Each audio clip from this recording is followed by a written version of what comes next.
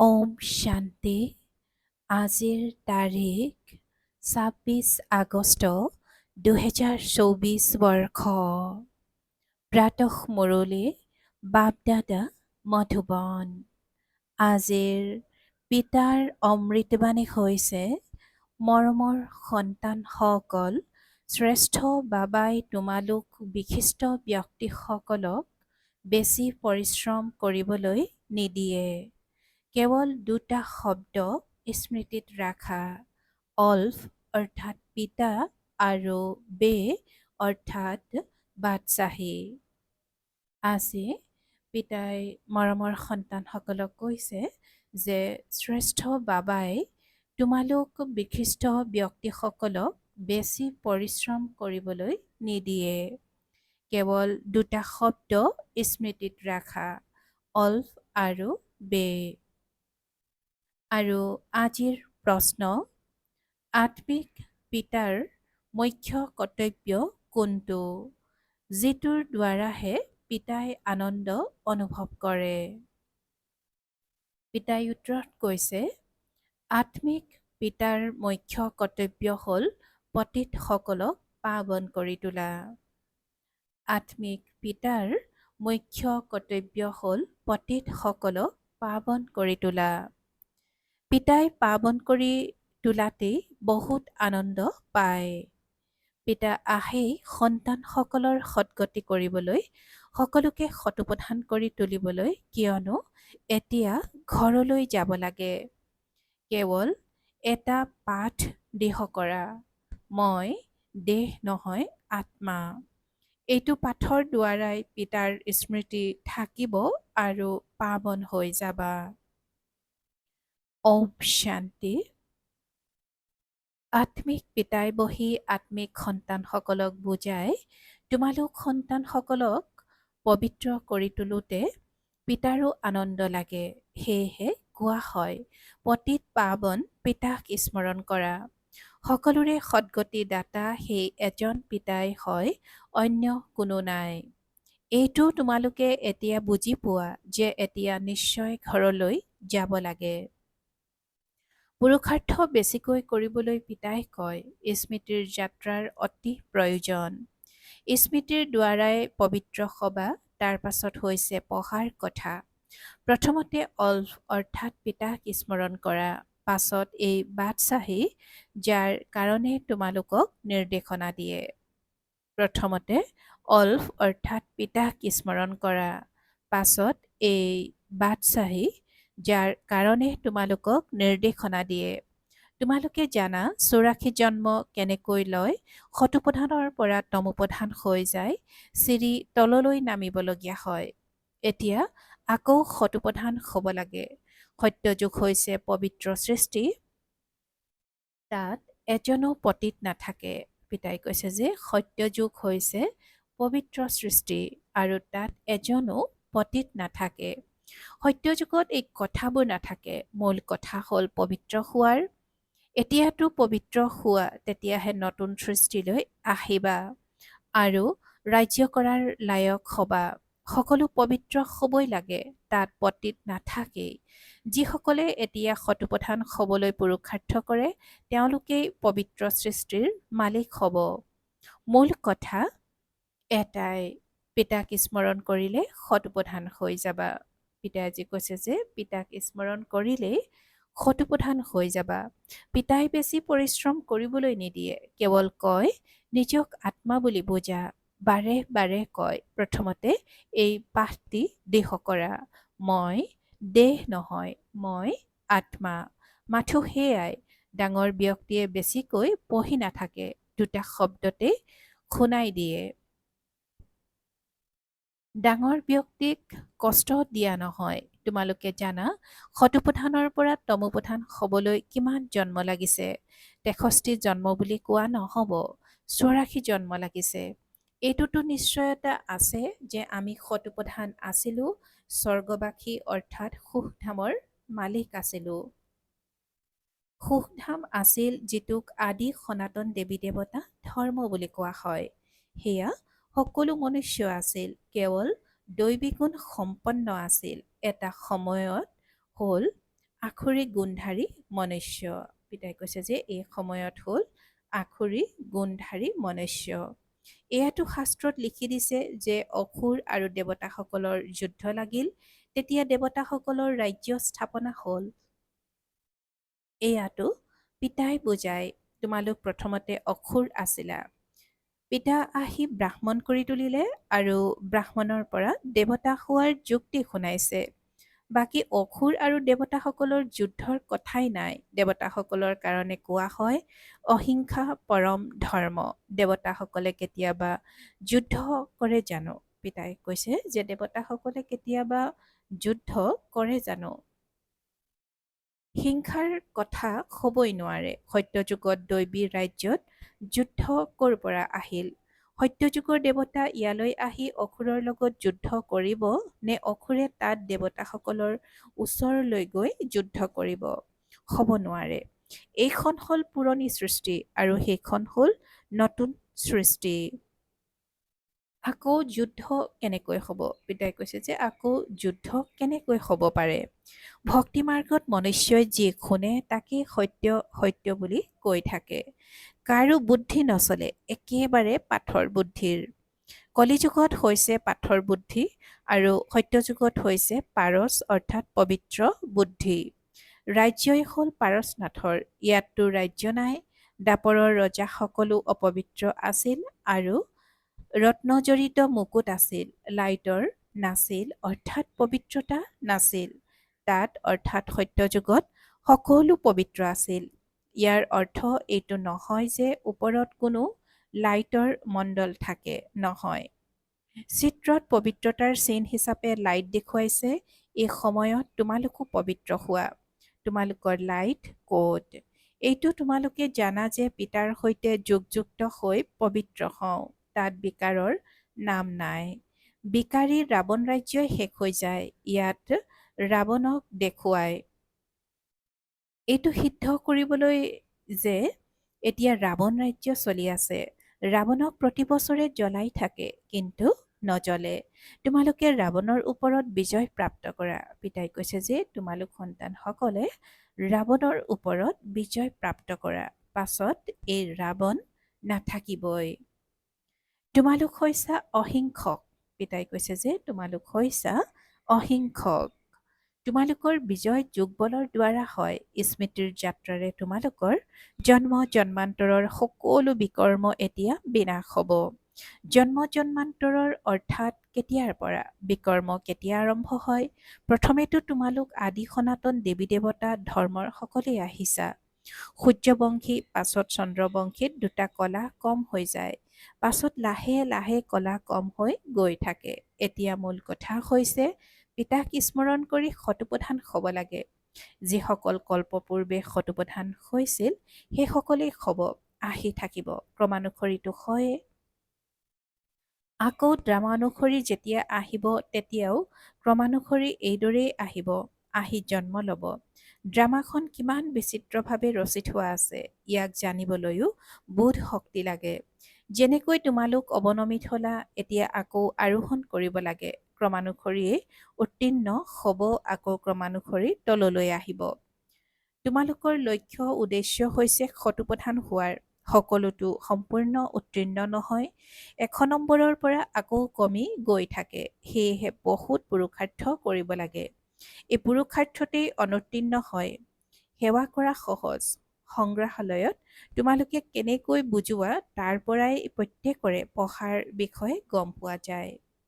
পিতাই আজি কৈছে যে সংগ্ৰহালয়ত তোমালোকে কেনেকৈ বুজোৱা তাৰ পৰাই প্ৰত্যেকৰে পঢ়াৰ বিষয়ে গম পোৱা যায়। প্ৰধান শিক্ষকে দেখিব যে এওঁ ঠিককৈ নুবুজায়, তেতিয়া স্বয়ং গৈ বুজাব, আহি সহায় কৰিব। 2-এজন ৰখীয়া ৰখা হয়, যিজনে চাই এওঁ ঠিককৈ বুজায়নে। কোনোবাই কিবা সুধিলে বিভ্ৰান্ত হৈতো নাযায়, এইটো বুজি পায়। সেৱা কেন্দ্ৰৰ সেৱাতকৈ প্ৰদৰ্শনী সেৱা ভাল হয়। প্ৰদৰ্শনীতকৈ সংগ্ৰহালয়ত ভাল হয়। সংগ্ৰহালয়ত ভালকৈ প্ৰদৰ্শন কৰে, আকৌ যিসকলে চাই যায় তেওঁলোকে আনক গৈ শুনাই থাকিব। এয়াটো অন্তিমলৈকে চলি থাকিব। এই ঈশ্বৰীয় বিশ্ববিদ্যালয় শব্দকেইটি ভাল। এই ঈশ্বৰীয় বিশ্ববিদ্যালয়। শব্দকেইটি ভাল, ইয়াত মনুষ্যৰ নামটো নাই। ইয়াৰ উদ্ঘাটন কোনে কৰে? পিতাই কৈছে, তোমালোকে ডাঙৰ ব্যক্তিৰ দ্বাৰা উদ্ঘাটন কৰোৱা, তেতিয়া ডাঙৰ ব্যক্তিৰ নাম শুনি বহুত আহে। এজনৰ পিছত অনেক আহি যাব, সেয়েহে পিতাই দিল্লীত লিখিছে যে ডাঙৰ ডাঙৰ ব্যক্তিসকলৰ যি মতামত আছে সেয়া চপোৱা, তেতিয়া মনুষ্যই দেখি ক'ব, এওঁলোকৰ ওচৰলৈ ইমান ডাঙৰ ডাঙৰ ব্যক্তি যায়, এওঁলোকেতো বহুত ভাল মতামত দিয়ে। গতিকে এয়া চপোৱাটো ভাল, ইয়াত অন্য কোনো যাদু আদিৰ কথা নাই। সেয়েহে বাবাই লিখি থাকে, মতামতৰ কিতাপ প্ৰকাশ কৰিব লাগে, ইয়াততো বিতৰণ কৰিব লাগে। গোৱা হয়, মিছা কায়া মিছা মায়া, ইয়াত সকলো আহি যায়। বহুত আছে যিয়ে কয় এয়া ৰাৱণ ৰাজ্য, ৰাক্ষসৰ ৰাজ্য। ৰাৱণ ৰাজ্য আৰু কৈছে যে ৰাক্ষসৰ ৰাজ্য। প্ৰথমতেতো যাৰ ৰাজ্য হয় তেওঁৰ খেয়াল অহা উচিত। প্ৰথমতেতো যাৰ ৰাজ্য হয়, যাৰ ৰাজ্য হয় তেওঁৰ খেয়াল অহা উচিত। এনেকৈ কয়, আমাক পতিতসকলক পাৱন কৰি তোলা, তেনেহ'লে পতিত অৱস্থাত সকলো আহি গ'ল। সকলোৱে কয়, হে পতিত পাৱন, তেন্তে নিশ্চয় পতিত নহয় জানো? তোমালোকে এই চিত্ৰ শুদ্ধকৈ তৈয়াৰ কৰিছা যে পতিত পাৱন পৰমপিতা পৰমাত্মা নে এই নদী নাদবোৰ? অমৃতসৰতো পুখুৰী আছে, গোটেই পানী লেতেৰা হৈ যায়, তাকে তেওঁলোকে অমৃতৰ পানী অৰ্থাৎ অমৃতৰ পুখুৰী বুলি ভাবে। ডাঙৰ ডাঙৰ ৰজাসকলে অমৃত বুলি ভাবি পুখুৰী পৰিষ্কাৰ কৰায়, সেয়েহে নামেই ৰাখিলে অমৃতসৰ। এতিয়া অমৃত বুলিতো গংগাজীকো কয়। পানী ইমান লেতেৰা হৈ যায়, তাৰ কথাই নুসুধিবা। বাবাই এই নদী আদিত স্নান কৰিছিল, বহুত লেতেৰা পানী, আকৌ মাটি তুলি লৈ যায়। বাবা অনুভৱী হয় নহয়, শৰীৰো পুৰণা, অনুভৱী হৈছে। এওঁৰ নিচিনা অনুভৱী কোনো নহ'ব। এওঁৰ নিচিনা অনুভৱী কোনো নহ'ব। ডাঙৰ ডাঙৰ ৰাজ প্ৰতিনিধি, ৰজা আদিৰ লগতো সাক্ষাৎকাৰ কৰাৰ অনুভৱ আছিল। জব, বাজৰা আদিও বেচিছিল। পিতাই কৈছে যে জব, বাজৰা আদিও বেচিছিল। 4ৰ পৰা 6 অনা অৰ্জন কৰিলেই আনন্দিত হৈ গৈছিল বাল্যকালত। এতিয়া চোৱা কলৈ গুচি গ'ল। গাঁৱৰ ল'ৰা পাছত কি হৈ যায়? পিতাইও কয়, মই সাধাৰণ টনত আহোঁ। তেওঁ নিজৰ জন্মৰ কথা নাজানে, কেনেকৈ 84 জন্ম লৈ আকৌ গাঁৱৰ ল'ৰা হ'ল, এয়া পিতাই বহি বুজায়। চৰিত্ৰ শ্ৰীকৃষ্ণৰো নাই আৰু কংসৰো নাই। কলহ ফুটোৱা আদিবোৰতো শ্ৰীকৃষ্ণৰ ক্ষেত্ৰত মিছাকৈ কয়। পিতাক চোৱা কিমান সহজকৈ কয়, অতি মৰমৰ সন্তানসকল, উঠোতে বহোতে তোমালোকে কেৱল মা মেকম অৰ্থাৎ কেৱল মোক স্মৰণ কৰা। মই উচ্চৰো উচ্চ সকলো আত্মাৰ পিতা। তোমালোকে জানা আমি সকলো ভাই ভাই, তেওঁ পিতা। আমি সকলোৱে সকলো ভাই ভাই এজন পিতাক স্মৰণ কৰোঁ। তেওঁতো হৈছে ভগৱান, হে ঈশ্বৰ বুলি কয়, কিন্তু একোৱেই নাজানে। পিতাই এতিয়া পৰিচয় দিছে, ড্ৰামাৰ পৰিকল্পনা অনুসৰি ইয়াক তাৰ যুগ বুলি কোৱা হয়, কিয়নো পিতা আহি জ্ঞান শুনাই, যাৰ দ্বাৰা উচ্চ হৈ যায়। পিতাই কৈছে যে ড্ৰামাৰ পৰিকল্পনা অনুসৰি ইয়াক তাৰ যুগ বুলি কোৱা হয়, কিয়নো পিতা আহি জ্ঞান শুনাই, যাৰ দ্বাৰা উচ্চ হৈ যোৱা। আত্মায়ো শৰীৰ ধাৰণ কৰি আকৌ কথা কয়। পিতায়ো দিব্য অলৌকিক কৰ্তব্য কৰিব লাগে, সেয়েহে শৰীৰৰ আধাৰ লয়। আধা কল্প মনুষ্য দুখী হয়, সেয়েহে মাতি থাকে। পিতা কল্পত এবাৰেই আহে। তোমালোকে বাৰে বাৰে ভূমিকা পালন কৰা। আদি সনাতন হৈছে দেৱী দেৱতা ধৰ্ম, সেই ভেটি এতিয়া নাই।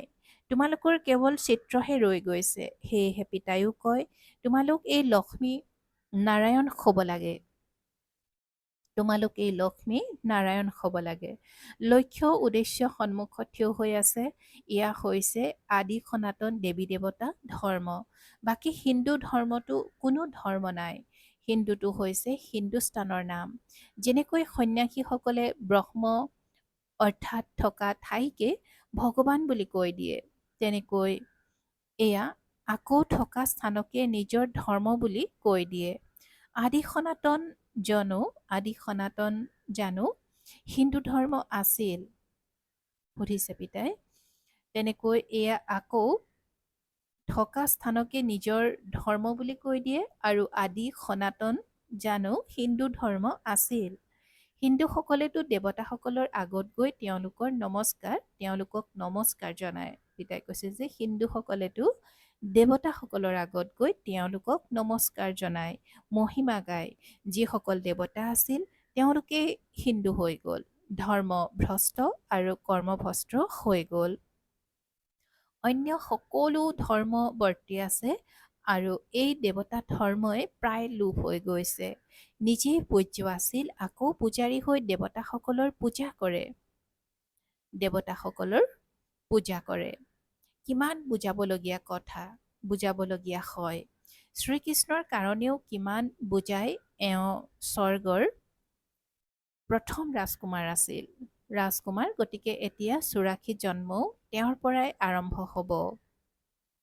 পিতাই কৈছে যে নিজেই পূজ্য আছিল, আকৌ পূজাৰী হৈ দেৱতাসকলৰ পূজা কৰে। কিমান বুজাবলগীয়া হয়। শ্ৰীকৃষ্ণৰ কাৰণেও কিমান বুজায়। এওঁ স্বৰ্গৰ প্ৰথম ৰাজকুমাৰ, গতিকে এতিয়া ৮৪ জন্মও তেওঁৰ পৰাই আৰম্ভ হ'ব। পিতাই কয়, বহুত জন্মৰ অন্তিমৰো অন্তিম জন্মত মই প্ৰৱেশ কৰোঁ, তেন্তে ইয়াৰ নিশ্চয় হিচাপটো শুনাব নহয়। এই লক্ষ্মী নাৰায়ণে প্ৰথম নম্বৰত আহিছিল, গতিকে যি প্ৰথমতে আছিল তেওঁৱে শেষত যাব। কেৱল এগৰাকী শ্ৰীকৃষ্ণতো নহয়, বিষ্ণু বংশাৱলীৰতো আৰু আছিল। এই কথাবোৰ তোমালোকে ভালদৰে জানা। এইটো আকৌ পাহৰি নাযাবা। এতিয়া সংগ্ৰহালয়তো খুলিয়েই থাকে, বহুত খুলি থাকিব, বহুত লোক আহিব। যেনেকৈ মন্দিৰলৈ গৈ মূৰ দোৱাই তোমালোকৰ ওচৰতো দেখা যায়। লক্ষ্মীনাৰায়ণৰ চিত্ৰ থাকিলে ভক্ত লোকসকলে তেওঁলোকৰ আগত পইচা ৰাখি দিয়ে। তোমালোকে কোৱা ইয়াত হৈছে বুজি লোৱাৰ কথা, পইচা ৰখাৰ কথা নাই। এতিয়া তোমালোক শিৱৰ মন্দিৰলৈ গ'লে পইচা ৰাখিবা জানো? তোমালোক যাবা বুজোৱাৰ লক্ষ্যৰে, কিয়নো তোমালোকে এই সকলোৰে জীৱন কাহিনী জানা। মন্দিৰতো বহুত আছে। পিতাই কৈছে যে মন্দিৰটো বহুত আছে।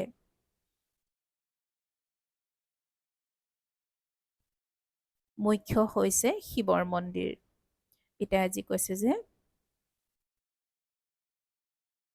এতিয়া তোমালোক শিৱৰ মন্দিৰলৈ গ'লে পইচা ৰাখিবা জানো? তোমালোক যাবা বুজোৱাৰ লক্ষ্যৰে, কিয়নো তোমালোকে এই সকলোৰে জীৱন কাহিনী জানা। মন্দিৰটো বহুত আছে। মুখ্য হৈছে শিৱৰ মন্দিৰ। তাত অন্য মূৰ্তিবোৰ কিয় ৰাখে?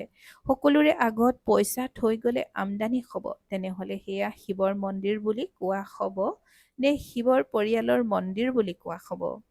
শিৱ বাবাই এই পৰিয়াল ৰাখিছে।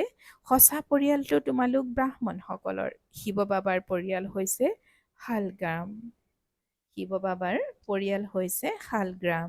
পাছত আমাৰ ভাই ভনীৰ পৰিয়াল হৈ যায়। প্ৰথমতে ভাই আছিলোঁ, পাছত পিতা আহিল, ভাই ভনী হওঁ, আকৌ তোমালোক সত্য যুগত আহা। সেয়েহে তাত পৰিয়াল আৰু ডাঙৰ হৈ যায়। তাতো বিবাহ হ'লে পৰিয়াল আৰু বৃদ্ধি হৈ যায়।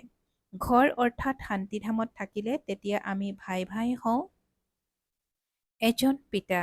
আকৌ ইয়াত প্ৰজাপিতা ব্ৰহ্মাৰ সন্তান ভাই ভনী হওঁ আৰু কোনো সম্বন্ধ নাই। আকৌ ৰাৱণ ৰাজ্যত বহুত বৃদ্ধি হৈ যায়। পিতাই সকলো ৰহস্য বুজাই থাকে, তথাপিও কয়, অতি মৰমৰ সন্তানসকল, পিতাক স্মৰণ কৰিলে জন্ম জন্মান্তৰৰ পাপৰ বোজা আঁতৰি যাব। পঢ়াৰ দ্বাৰা পাপ খণ্ডন নহয়, পিতাৰ স্মৃতিহে মুখ্য। পঢ়াৰ দ্বাৰা পাপ খণ্ডন নহয়, পিতাৰ স্মৃতিহে মুখ্য। ভাল বাৰু। অতি মৰমৰ কল্পৰ পাছত পুনৰাই মিলিত হোৱা সন্তানসকলৰ প্ৰতি মাতা পিতা বাপ দাদাৰ স্নেহপূৰ্ণ স্মৰণ আৰু সুপ্ৰভাত। আত্মিক পিতাৰ আত্মিক সন্তানসকলক নমস্কাৰ আৰু আত্মিক মাত পিতা আৰু বাপ দাদাৰ প্ৰতি স্নেহপূৰ্ণ স্মৰণ আৰু সুপ্ৰভাত আৰু নমস্কাৰ। আৰু আজিৰ ধাৰণাৰ বাবে মুখ্য সাৰ প্ৰথমতে সম্পূৰ্ণ নম্বৰসহ উত্তীৰ্ণ হোৱাৰ কাৰণে নিজৰ বুদ্ধিক শতোপধান পাৰচ কৰি তুলিব লাগে। ভোদা বুদ্ধিৰ পৰা তীক্ষ্ণ বুদ্ধিৰ হৈ ড্ৰামাৰ বিচিত্ৰ ৰহস্যক বুজিব লাগে। দ্বিতীয়তে, এতিয়া পিতাৰ সমান দিব্য আৰু অলৌকিক কৰ্ম কৰিব লাগে। দ্বৈত অহিংসক হৈ যোগ বলেৰে নিজৰ বিকৰ্ম বিনাশ কৰিব লাগে। দ্বৈত অহিংসক হৈ যোগ বলেৰে নিজৰ বিকৰ্ম বিনাশ কৰিব লাগে। আৰু আজিৰ পিতাৰ বৰদান কৰ্ম আৰু যোগৰ সন্তুলনৰ দ্বাৰা আশীৰ্বাদৰ অনুভৱ কৰোঁতা কৰ্মযোগী হোৱা। কৰ্ম আৰু যোগৰ সন্তুলনৰ দ্বাৰা আশীৰ্বাদৰ অনুভৱ কৰোঁতা কৰ্মযোগী হোৱা। আৰু আজিৰ বৰদানৰ ব্যাখ্যা কৰ্মযোগী অৰ্থাৎ প্ৰতিটো কৰ্ম যোগযুক্ত হওক। কৰ্মযোগী আত্মা সদায় কৰ্ম আৰু যোগ একেলগে অৰ্থাৎ সন্তুলন ৰাখোতা হ'ব। কৰ্ম আৰু যোগৰ সন্তুলন থাকিলে প্ৰতিটো কৰ্মত পিতাৰ দ্বাৰাতো আশীৰ্বাদ পোৱাই যায়। কিন্তু যাৰেই সম্বন্ধ সম্পৰ্কত আহে তেওঁৰ পৰাও আশীৰ্বাদ পোৱা যায়। কোনোবাই ভাল কৰিলে তেতিয়া অন্তৰৰ পৰা তেওঁৰ প্ৰতি আশীৰ্বাদ ওলায় যে বহুত ভাল বুলি কোৱাটোৱেই আশীৰ্বাদ। আৰু আজিৰ শ্লোগান ছেকেণ্ডত সংকল্পত জ্যোতি লগোৱাৰ অভ্যাসেই কৰ্মাতীত অৱস্থাৰ সমীপত আনিব। পিতাই আজি শ্লোগানত কৈছে যে ছেকেণ্ডত সংকল্পত জ্যোতি লগোৱাৰ অভ্যাসেই কৰ্মাতীত অৱস্থাৰ সমীপত আনিব। ওম শান্তি।